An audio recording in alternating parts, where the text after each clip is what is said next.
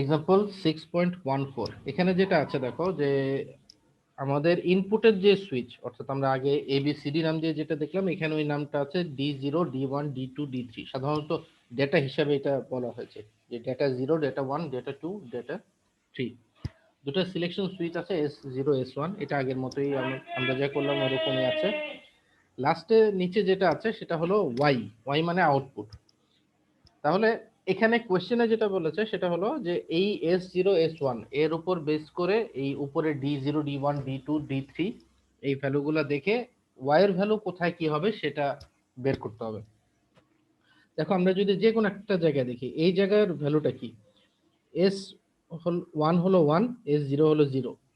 তার মানে এটা হওয়ার উচিত কি, এ বি সি, সি এর সমান, সি বলতে এখানে D2, D2 মানে 0, দেখো আউটপুটে 0।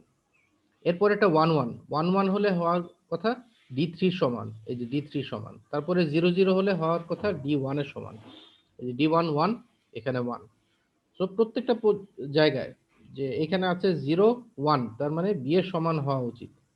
বি এর সমান বলতে D1, যেটা D1 এর ভ্যালু 0, এখানে 0 পাওয়া যাচ্ছে। তো কোন পজিশনে S0 আর S1 এর ভ্যালু কি তার উপর ডিপেন্ড করে আউটপুটটা ডি কত সমান হবে সেটা এখানে আমরা দেখতে পাচ্ছি, এবং সেটাই নিচে দেখানো হয়েছে। তো এই এক্সাম্পলটা তোমরা একটু দেখাও যে এখানে কি বলা হচ্ছে। এই টাইপের আমাদের অনেক সময় ডেটা সর্ট আউট করতে হয় যে কোথায় আউটপুট কত আসবে সেটা দেখে বলা। এটার দরকার নেই, সরাসরি আইসির কাজে আমরা যাচ্ছি না। এরপর যেটা আমরা আসবো সেটা হলো ডিমাল্টিপ্লেক্সার। অর্থাৎ আমরা মাত্র যেটা দেখলাম সেটা ছিল মাল্টিপ্লেক্সার, অনেকগুলো ইনপুট আছে, অনেকগুলো ইনপুট থেকে আউটপুট হবে একটা। ডিমাল্টিপ্লেক্সারের কাজ হলো অপোজিট, অর্থাৎ এখানে ইনপুট থাকবে 1 বিটের, এই যে ডেটা ইনপুট, সিলেকশন সুইচ থাকবে বা সিলেকশন লাইন থাকবে S1 S2, যত বিটে আমাদের আউটপুট দরকার সেটা, এবং এই পাশে আউটপুটটা হবে 4 বিট। এটা হলো 1 into 4 ডিমাল্টিপ্লেক্সার। সাধারণত যেসব সার্কিটে মাল্টিপ্লেক্সিং এর কাজ করা হয় সব জায়গায় আউটপুটে গিয়ে আবার একটা ডিমাল্টিপ্লেক্সার থাকে। একটু আগেই তোমাদের যে এক্সাম্পলটা আমি বললাম সেটা হলো আহ, আমাদের মোবাইলের যে নেটওয়ার্ক আছে, যে একটা চ্যানেলের ভেতরে ইনপুট, মানে একটা চ্যানেল দিয়ে আমরা 256 জন ইউজারকে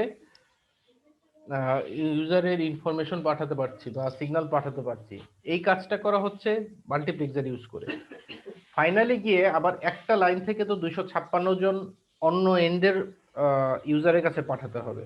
256 যে ইনপুট ছিল, এই 256 জন ইনপুটের যারা ইউজার তারা তো আসলে 256 জন আউটপুটের ইউজারকে কল করছে। তার মানে এই ডেটাটা ওই আউটপুটের কল যারা শুনছে তাদের কাছে যাওয়ার কথা।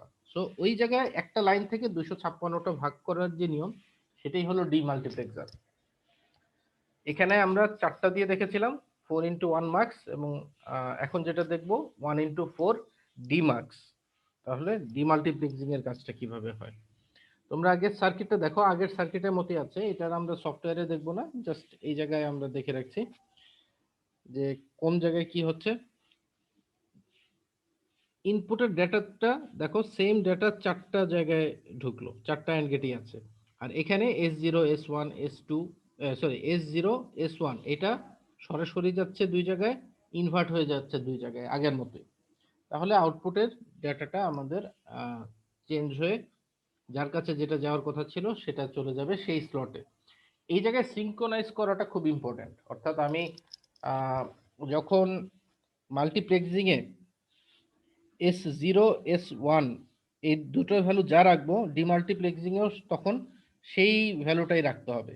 এই সিঙ্ক্রোনাইজেশনটা খুব ইম্পর্টেন্ট, তা না হলেই কিন্তু একজনের কল আরেকজনের কাছে চলে যাবে। তো যখন সিঙ্ক্রোনিজম থাকবে, ইনপুটেও 0 0 ভ্যালুর সুইচের জন্য যে ভ্যালুটা আসবে, আউটপুটেও 0 0 জন্য সেটাই যাওয়ার কথা। যদি আউটপুটে 0 0 না গিয়ে 0 1 অথবা 1 0 অথবা 1 1 যায়, তার মানে কি, ভুল ইউজারেরটা ভুল ইউজারের কাছে চলে যাচ্ছে। তো এখানে তোমরা এই ডি মাল্টিপ্লেক্সারের সার্কিটটা দেখবা, এখানে সার্কিট লজিক ডায়াগ্রামটা কি হয়।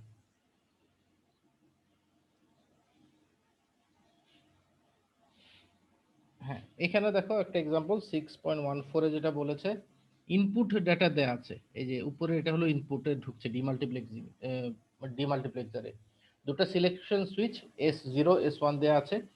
এই ভ্যালুর উপর ডিপেন্ড করে আমাদের ঠিক করতে হবে কোন জায়গায় ডেটার ভ্যালু কি হবে। তাহলে দেখো এই জায়গায় শুরুতে 00 ছিল, ইনপুটের ডাটাটা D0 জন্য আসবে। এখানে 01, তার মানে D1 D0 0, D2 0, D3 0, শুধুমাত্র D1 এর ভ্যালুটা হবে এটা সমান।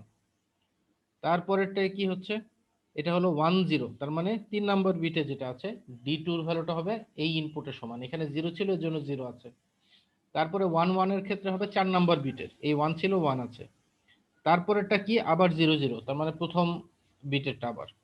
তারপর এটা 01, 02, 03, তার মানে এইভাবে কন্টিনিউয়াসলি চেঞ্জ হতে থাকবে। এটাই হলো আমাদের। এইখানে যে স্যার মানে 01 এর জন্য স্যার D0 হচ্ছে, আর বাকি যে তিনটা স্যার এই তিনটা কি সেম থাকবে? বাকি তিনটা সবসময় জিরোতে থাকবে যখন এই ডাটাটা পাচ্ছে। যে ধরো D0 ডাটাটা যখন এখানে আসলো বাকি সবগুলো জিরোতে।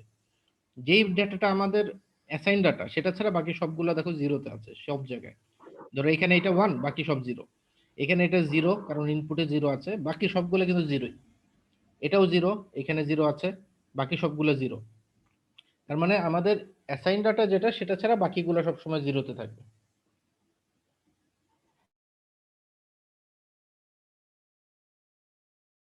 বুঝা গেছে? জি স্যার, বুঝতে পারছি।